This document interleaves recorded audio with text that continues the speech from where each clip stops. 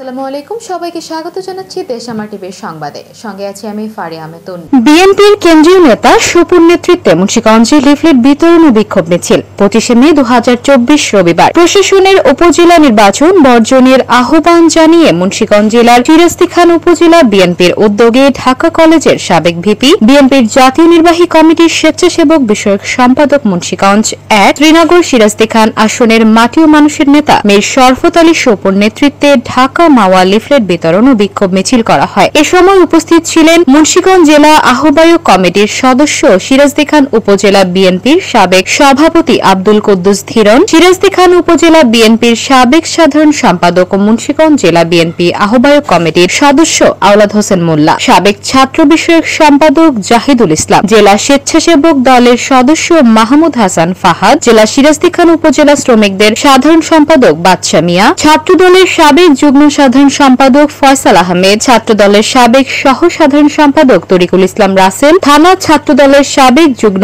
আহ্বায়ক মাসুদ রানা ফাহিম, কেআইন শ্রমিক দলের সভাপতি মোহাম্মদ নব হোসেন, কেআইন ইউনিয়ন ছাত্র দলের সাধারণ সম্পাদক ইদ্রান শেখ, ইউনিয়ন শ্রমিক দলের সাধারণ সম্পাদক রবিন শেখ।